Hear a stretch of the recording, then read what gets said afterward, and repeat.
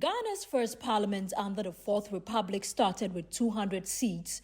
Over the years, the number was increased to 230 seats in 2005 and then later to 275 seats in 2013. These increases in the number of seats have on both occasions drawn criticisms from stakeholders as a result of its drain on the public purse, while comparisons have also been made to other Western countries with relatively low number of seats for MPs. Speaking at the 2023 Gimpa Law Conference on the role of Parliament in a democracy, the Deputy Majority Leader Alexander Afenyo-Markin said constitutional reforms were needed in certain parts of the 1992 Constitution 30 years on since it came into force. He mentioned, for instance, that the number of parliamentary seats should be reduced from the current 275 to 200 seats, while adding that the time has also come for the country to have an upper chamber of parliament, which will be known as the House of Elders. Afenyo-Markin said the Council of State could be converted through a legislation to serve this purpose. I'm well aware of many earlier submissions that a constitutional cap is put on the number of seats in our parliament. It is my respectful view that to reduce the financial stress associated with running government, we must reduce the number of seats in our parliament from 275 to 200 and then make room for 31 members of Council of State turn into House of Elders. In my view, the election of persons to serve in the House of Elders shall be non-partisan. There will be no need to amend the relevant constitutional provision barring chiefs from engaging in active partisan politics.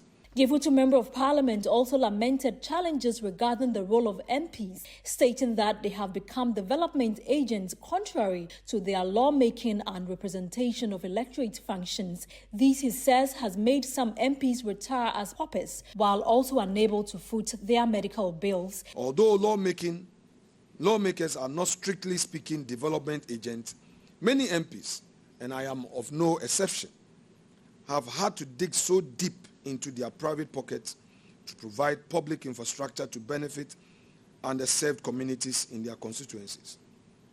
In the process, many MPs have retired as paupers and have had to endure the pain and stress of paying for private loans they contracted during their time in office to provide for the needs of their constituents. This is not healthy. The majority leader, who doubles as the MP for Ifutu, also said the constitutional provision which mandates the president to appoint majority of ministers from parliament should also be relooked at. He said the provision prevents MPs who are ministers from being critical of the executive. 78(1) requires the president to nominate a certain number of his ministers from parliament.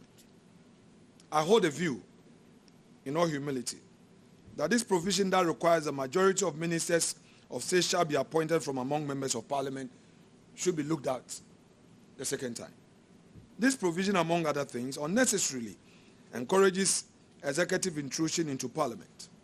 It makes it almost impossible for MPs who become ministers to criticize policies and actions of government in which they serve as ministers. Also, it encourages non-minister MPs from critiquing the government of the day out of the fear that they might be overlooked during the subsequent nomination of ministers of state if they dare to be critical of the government of the day.